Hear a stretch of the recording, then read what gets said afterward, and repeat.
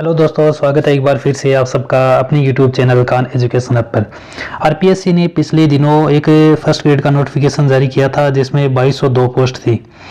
ये जो नोटिफिकेशन जारी किया गया था इसमें बताया गया था कि 5 नवंबर से आरपीएससी फर्स्ट ग्रेड के एग्ज़ाम के फॉर्म है वो शुरू हो जाएंगे। आज 5 नवंबर है, आज आरपीएससी ने एग्ज़ाम फॉर्म शुरू कर दिए हैं। इस वीडियो में हम स्टेप बाय स्टेप जानेंगे कि हम अपना एग्ज़ाम फॉर्म है वो किस तरह से भर सकते हैं। वीडियो में शुरू से आखिर तक जरूर बने रहे। अगर आप इस चैनल पर पहली बार आए हैं तो चैनल को सब्सक्राइब जरूर करें और इस वीडियो को अपने दोस्तों के साथ शेयर करें। चलो बिना देरी किए चलो शुरू करते हैं। सबसे पहले जो चीज़ हमारे लिए ज़रूरी है वो हमारे पास एक SSO ID होनी चाहिए। SSO ID के बगैर हम अपना एग्ज़ाम फॉर्म है वो फिल नहीं कर सकते, भर नहीं सकते। तो उम्मीद है आप सबके पास SSO ID पहले से ही मौजूद होगी। तो हम अपना SSO खोल लेते हैं, SSO की साइट खोल लेते हैं। वहाँ पर हमें अपनी SSO ID लगानी है, उसके बाद में उसके पासवर्ड लगाने हैं और जो कैप्चा होता है वो हमें इसमें फिल करने हैं। फिल करने के बाद में हमें यहाँ पर लॉगिन करना होता है। जैसे ही हम लॉगिन पर क्लिक करते हैं तो एक नया इंटरफेस हमारे सामने ओपन होगा। जो नया इंटरफेस ओपन होगा वो कुछ इस तरह से होगा, जहाँ पर बहुत सारी जो एप्लीकेशन है वो हमारे सामने ओपन हो जाएगी। ये जो रिक्वायरमेंट पोर्टल है ये आपको सामने दिखाई देगा। मान लो ये इन ऐप में नहीं है तो हमें क्या करना है, हमें यहाँ पर अदर ऐप में जाना है। जब हम अदर ऐप पर क्लिक करेंगे तो जो सारे एप्लीकेशन है वो सारे ओपन हो जाएंगे। ठीक है, ये जो सारे एप्लीकेशन है ये ऑटोमेटिक ओपन हो जाएंगे। तो इसके लिए हमें चाहिए कि हम यहाँ पर सर्च वाले बटन में रिक्वायरमेंट पोर्टल नाम से सर्च करें। क्या करें? Recruitment portal. जहाँ पर दो ऑप्शन आएंगे जिसमें से हमें रिक्रूटमेंट या रिक्वायरमेंट पोर्टल पर क्लिक करना है। जो यहाँ पर दे रखा है रिक्वायरमेंट पोर्टल, इस पर हमें क्लिक करना है। जैसे हम क्लिक करते हैं तो हमारे सामने एक नया इंटरफेस खुल जाता है जिसमें एक तरफ आता है नोटिफिकेशन और दूसरी तरफ आता है ऑन गोइंग रिक्वायरमेंट, यानी अभी जो फॉर्म चल रहे हैं वो यहाँ पर दिखाई देते हैं। इसमें हमें आरपीएससी फर्स्ट ग्रेड का फॉर्म अप्लाई करना है। जैसे हम इसे नीचे करते हैं तो यहाँ पर नाम आता है school lecturer school education 2024 RPSC. तो इसके सामने नाम है अप्लाई नाउ। तो हम इस अप्लाई नाउ पर क्लिक करते हैं। जैसे ही हम अप्लाई नाउ पर क्लिक करते हैं तो हमारे सामने आरपीएससी में जो 24 सब्जेक्ट के लिए पेपर होना है उन सब्जेक्ट के नाम आने हैं। पहले ये नाम आएंगे, फिर अगर इसमें से नहीं है तो हम नेक्स्ट करेंगे। ये जो सब्जेक्ट हैं इनमें से हम भर सकते हैं या फिर अलग भी कर सकते हैं। तो ये टोटल है वो 24 सब्जेक्ट है। 24 सब्जेक्ट में से जिस भी सब्जेक्ट से हम एग्ज़ाम देना चाहते हैं उस पर हम क्लिक करके ये फॉर्म अप्लाई कर देंगे। जैसे हम करेंगे तो हमारे सामने OTR डाटा रिव्यू आएगा, यानी इन डिटेल को हमें एकदम केयरफुली जांच करनी है इनकी कि इसमें कोई गलती तो नहीं है। इसमें कैंडिडेट का नाम आएगा, कैंडिडेट के फादर का नाम आएगा, उसकी डेट ऑफ बर्थ आएगी, उसका जेंडर आएगा और ये भी पूछा जाएगा कि कैंडिडेट है वो राजस्थान का मूल निवासी है या नहीं, और ये भी है कि आप रिजर्व्ड कैटेगरी से हैं या फिर अनरिजर्व्ड कैटेगरी से हैं। अगर ये सारी डिटेल एकदम सही है तो हमें क्या करना है, हमें प्रोसीड पर क्लिक करना है। और अगर इसमें किसी तरह की कोई गलती है तो हम इसे अपडेट भी कर सकते हैं। तो आपका मान लो एकदम सही है, सारी डिटेल एकदम सही है तो हम प्रोसीड पर क्लिक करेंगे। जैसे ही प्रोसीड पर क्लिक करेंगे तो हमारे सामने बेसिक इंफॉर्मेशन है, बेसिक डिटेल है वो आ जाएगी। इसमें जो नाम है वो ऑटोमेटिक आएगा। ठीक है, ये जो बेसिक डिटेल है इसमें जो नेम है ये ऑटोमेटिक अपने जो OTR है उससे ऑटोमेटिक यहाँ पर आ जाएगा। जेंडर है वो ऑटोमेटिक आएगा, पिता का नाम फादर्स नेम है वो भी ऑटोमेटिक आ जाएगा। फिर हमें यहाँ पर माता का नाम है मदर्स नेम है वो खुद टाइप करना है, जो भी नाम है। फिर जो जन्म तिथि है वो ऑटोमेटिक OTR से ले ली जाएगी और 1 जनवरी 2025 को आपकी उम्र कितनी होती है वो यहाँ पर शो ऑटोमेटिक हो जाएगी। फिर उसके बाद में हमें जो दिखाई दे रहे हैं उसमें एक चीज़ है श्रेणी, हम किस कैटेगरी से ताल्लुक़ रखते हैं। SC है, ST है, OBC नॉन क्रीमी है, MBC है, AWS है, जो भी है तो हम उससे हम सिलेक्ट कर लेते हैं। मान लो हम SC कैटेगरी का भर रहे हैं। फिर बेंचमार्क दिव्यांग श्रेणी, अगर हम किसी कैटेगरी से दिव्यांग है तो हम यहाँ पर भर देंगे, और अगर हम दिव्यांग नहीं है तो यहाँ पर हम कर देंगे नॉट एप्लीकेबल, नॉट एप्लीकेबल करके इसे ओके कर देंगे। फिर जो अगला ऑप्शन है वो ऑटोमेटिक बंद हो जाएगा, क्योंकि हमने पहले भर दिया कि हम दिव्यांग है ही नहीं, तो श्रेणी कहाँ से आएगी, ये हो जाएगा। फिर जो चीज़ हमसे पूछी जाती है वो क्या स्रोत लेखक की आवश्यकता है, तो ये ऑटोमेटिक ही हो जाएगा। क्यों? क्योंकि OTR में हमने भरा है कि हम दिव्यांग है नहीं, अगर दिव्यांग नहीं है तो हमें स्रोत लेखक की आवश्यकता नहीं पड़ेगी। फिर जो स्थिति है वो ये है वैवाहिक स्थिति, अगर हम मैरिड हैं तो मैरिड भरेंगे, अनमेरिड हैं तो अनमेरिड करेंगे, और जो डिवोर्स है तो डिवोर्स ही कर देंगे, विडो है तो विडो, जो भी अपनी कैटेगरी है उस हिसाब से हम इसे भर देंगे। मान लो हम अनमेरिड है तो अनमेरिड कर देंगे, और अगर मान लो हम मैरिड हो तो उसके बाद में हमें कुछ बेसिक डिटेल और भरनी होती है जो नीचे दी गई है। वो कौन कौन सी डिटेल है, उसमें से एक डिटेल तो ये है कि जो जीवन साथी है, ठीक है, उसका क्या नाम है, पत्नी का क्या नाम है या पति का क्या नाम है, या फिर जो जन्म जीवन साथी है उसके पिता का नाम क्या, ये चीज़ें हमें भरनी पड़ती है। और अगर हमने यहाँ पर लगाया है कि हमारी जो तलाक की डिग्री हमारे पास है तो वो भी हमें डिग्री लगानी पड़ेगी अगर तलाक शुदा है तो, वरना ये जो ऑप्शन है वो ऑटोमेटिक बंद रहेगा।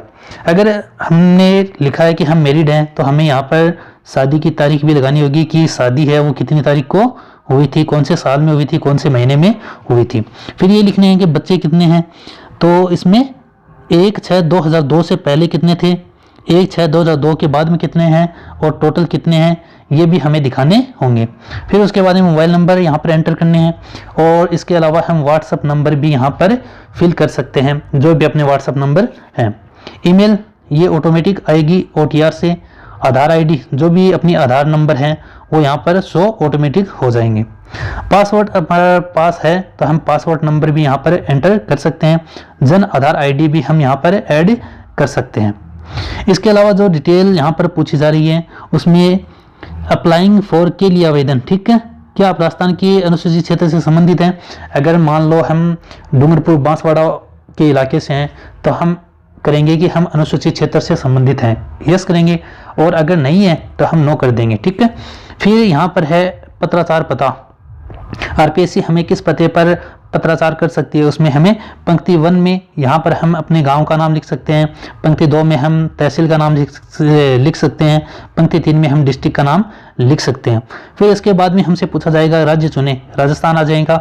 जिला, राजस्थान के जो जिले हैं उनमें से कोई भी एक सिलेक्ट कर लो जिससे आप बिलोंग करते हो। फिर है शहर या सिटी, जिस शहर या सिटी में विलेज में हम रहते हैं उसका नाम यहाँ पर लिखना है। पिन कोड कितना है ये हमें लिखना है। फ़ोन नंबर, अगर हमारे पास फ़ोन नंबर है तो हम यहाँ पर इसे भरेंगे, वरना इसे खाली छोड़ देंगे। फिर नज़दीकी पुलिस थाना, जो भी अपने पुलिस थाना लगता है उसका नाम आएगा। ये सारी डिटेल एकदम आसानी से भरी जाएगी और इसे देखकर एकदम केयरफुली भरनी है। जब ये सारी डिटेल भर जाए तो हमें नेक्स्ट पर क्लिक करना है। जैसे ही हम नेक्स्ट पर क्लिक करते हैं तो हमारे सामने एक ऐसा इंटरफेस आता है जिसमें पूछा गया होता है कि जो हमने मोबाइल नंबर दिए हैं और ईमेल दिए हैं क्या वो सही हैं। अगर सही है तो हमें यस करना है, और अगर गलत है तो हम यहाँ पर नो करके उसे सही कर सकते हैं, ठीक है। तो यहाँ पर हमें यस कर देना है। जैसे ही हम यस करते हैं तो ये हम देखते हैं कि एक नया इंटरफेस हमारे सामने शो होता है, जिसमें होती है कि हमारी जो पर्सनल डिटेल है वो क्या क्या है। पर्सनल डिटेल में क्या क्या भरना है ये हम देखते हैं। पर्सनल डिटेल में आता है राष्ट्रीयता, हम इंडियन हैं तो इंडियन ही आएगी। गृह राज्य, राजस्थान से हम बिलोंग करते हैं तो राजस्थान आएगा, और राजस्थान के किस ज़िले से हम निवास करते हैं, किस ज़िले से बिलोंग करते हैं उस ज़िले का नाम आएगा। फिर गृह ब्लॉक का नाम आएगा। तहसील सिटी है, विलेज है, गांव है, ये ऑटोमेटिक इसमें शो हो जाएगी। जैसे जैसे आप चूज करते जाओगे इसमें ऑटोमेटिक ये चीज़ें आती जाएगी। मान लो हम राजस्थान के झुंझुनू ज़िले से बिलोंग करते हैं, ठीक है, झुंझुनू से, तो इसमें हम झुंझुनू देखेंगे नीचे, ये रहा झुंझुनू, ठीक है। झुंझुनू है वो भर दिया हमने। झुंझुनू के अंदर गृह ब्लॉक है वो कितने हैं, वो इतने हैं। मान लो इसमें हम खेतड़ी से बिलोंग करते हैं, खेतड़ी में जो तहसील है उनमें बिसाऊ आ जाएगी या बुहाना कर देते हैं। फिर जो गांव है वो कौन सा है, अलीपुर कर देते हैं। तो ये जो डिटेल है ये ऑटोमेटिक आ जाएगी, जैसे जैसे हम चूज करते जाएंगे ये ऑटोमेटिक आती जाएगी। फिर है क्या आप दूसरे देश से आए हुए हो, तो हम कर देंगे नहीं, हम किसी भी दूसरे देश से नहीं आए हुए, हम इंडिया से ही बिलोंग करते हैं। फिर अगली जो जानकारी है वो इसमें दे रखी है, क्या आप भूतपूर्व सैनिक हैं? अगर आप एक्स सर्विसमैन हैं तो इसमें यस करना है, अन्यथा हमें नो करना है। और सर्विस स्टेटस, ये हम अगर यस करेंगे तो इसमें सर्विस स्टेटस भी बढ़ना होगा। फिर अगला सवाल हमसे पूछा जाएगा, क्या आप उत्कृष्ट खिलाड़ी हैं? अगर हम खेल का कोटा लेना चाहते हैं तो हमें यहाँ पर बढ़ना होगा कि हम खिलाड़ी हैं, अगर हमारे पास सर्टिफिकेट है तो। अगर नहीं है तो हम नो कर देंगे। फिर है मौजूदा सरकारी विभाग सार्वजनिक उपक्रम कर्मचारी है। अगर हम पहले से ही किसी सरकारी डिपार्टमेंट में कर्मचारी हैं तो यहाँ पर हम यस करेंगे और उस डिपार्टमेंट का नाम लिखेंगे। और अगर हम किसी भी सरकारी विभाग में कार्यरत नहीं है, फिर गवर्नमेंट कर्मचारी नहीं है, तो इसमें हम नो कर देंगे। फिर है, क्या आप एनसीसी कैडेट प्रशिक्षक हैं? हमने एनसीसी जो प्रशिक्षण है वो लिया हुआ है या नहीं लिया हुआ है? अगर लिया हुआ है तो यस करना है और उसकी डेट भी देनी है, कब से कब तक किया है। या फिर नहीं किया हुआ तो इसमें हम नो कर देंगे। फिर जैसे हम आगे बढ़ते हैं तो इसमें कई सवाल और आते हैं, जिसमें से एक सवाल आता है, क्या आप भूतपूर्व कैदी हैं? क्या हमें किसी मामले में किसी केस में सजा हुई है? अगर हुई है तो यस करना है, नहीं हुई तो नो करना है। यस करेंगे तो हमें बताना होगा कि हमें सजा कब से कब तक हुई। फिर हमसे पूछा जाएगा, क्या आप आयु में छूट चाहते हैं? कई कैटेगरी ऐसी हैं जिसमें आयु में छूट मिलती है और उनकी जो आयु है वो ज़्यादा हो जाती है, जिसकी वजह से वो छूट चाहते हैं। अगर चाहते हैं तो हम यस कर देंगे और नहीं चाहते तो हम यहाँ पर नो कर देंगे। ये जो डिटेल है ये इसमें भरनी होती है। आखिर में एक सवाल होता है अतिरिक्त श्रेणी। इसमें से हम अगर किसी श्रेणी से बिलोंग करते हैं, जैसे नॉन गजेटेड है या फिर रिजर्विस्ट है, आर्मी से ताल्लुक़ रखते हैं, या फिर जो भी कैटेगरी है, अगर इनसे हमें किसी भी तरह से बिलोंग करते हैं तो हम इसमें क्लिक कर देंगे, अन्यथा इन सबको खाली छोड़ देंगे, कोई दिक्कत नहीं है। ये सारी डिटेल भरने के बाद में हमें यहाँ पर नेक्स्ट पर क्लिक करना है।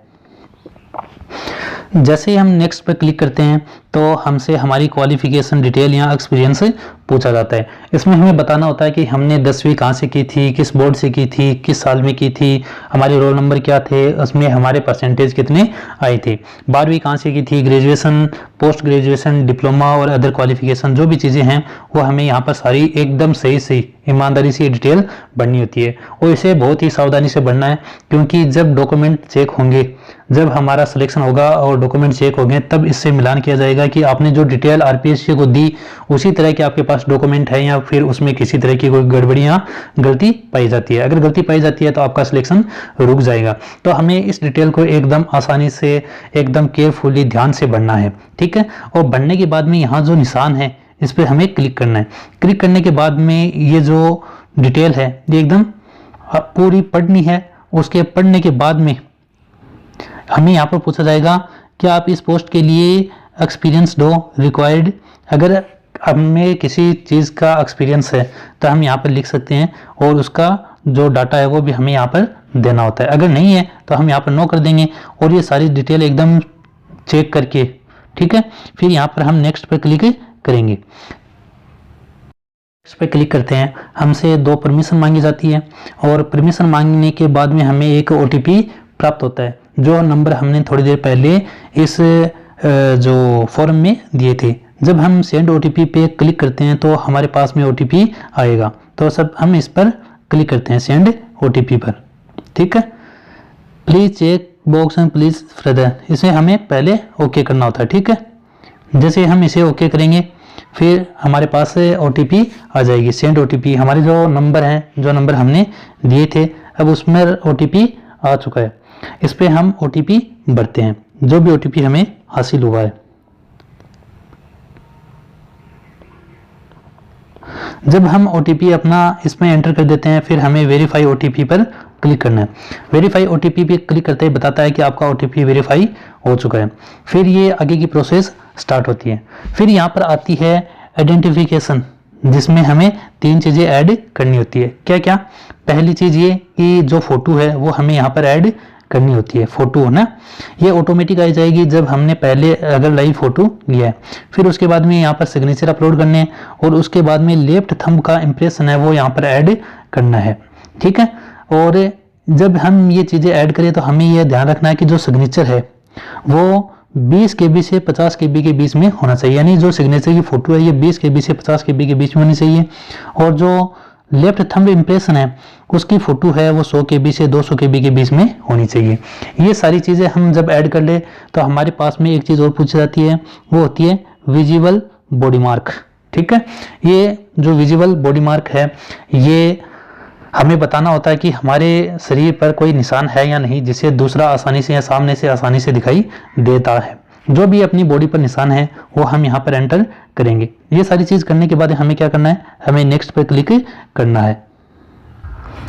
जब हम नेक्स्ट पर क्लिक करेंगे तो हमारे सामने एक ऐसा इंटरफेस आएगा जिसमें वो सारी डिटेल आ जाएगी जो अभी तक हमने अपने फॉर्म में फिल की थी। इस फॉर्म को एकदम केयरफुली चेक करना है, कोई भी डिटेल गलत ना हो, कोई भी डिटेल रह ना जाए। जब इसे हम चेक करेंगे तो जो भी डिटेल अगर गलत है तो हम इसे बैक करके वापस वो डिटेल सही कर सकते हैं। और मान लो ये सारा फॉर्म एकदम सही है, ठीक है, जो भी डिटेल हमने यहाँ पर फिल की है सारी एकदम सही है, तो हमें यहाँ पर एक क्लिक करना है और उसके बाद में यहाँ पर एक नाम आता है फाइनल सबमिट। ठीक है, उस फाइनल सबमिट पर हमें क्लिक करना है। जैसे ही हम फाइनल सबमिट पर क्लिक करेंगे तो हमारे पास में एक OTP आएगा। ठीक है, OTP जाएगा वही उसी नंबर पर जिस नंबर पर हमने जो नंबर हमने थोड़ी देर पहले अपने फॉर्म में भरे थे। सेंड OTP करेंगे, OTP जाएगा, यहाँ पर हम वो OTP अपडेट करेंगे या OTP दर्ज करेंगे। दर्ज करने के बाद में यहाँ पर वेरीफाई OTP करेंगे। जैसे ही हम वेरीफाई OTP करेंगे तो अपना फॉर्म है वो कंप्लीट फिल हो जाएगा। हमारे पास मैसेज आ जाएगा कि आपने RPSC का फर्स्ट ग्रेड का जो एग्ज़ाम फॉर्म है वो भर दिया है। इसी तरह से आप इसका आगे प्रिंट भी ले सकते हैं। हम इसलिए नहीं कर रहे कि इसमें कई सारी डिटेल है जो एकदम फर्जी तरीके से भरी गई है, वो सिर्फ आपको समझाने के लिए। उम्मीद है आप सबको ये वीडियो पसंद आया होगा। ऐसे ही और वीडियो हासिल करने के लिए इस चैनल को सब्सक्राइब करें, वीडियो को ज़्यादा से ज़्यादा अपने दोस्तों के साथ शेयर करें और लाइक ज़रूर कर दें ताकि हमें भी पता चले कि आपने इस वीडियो को पसंद किया है। वीडियो देखने के लिए तहे दिल से बहुत बहुत शुक्रिया।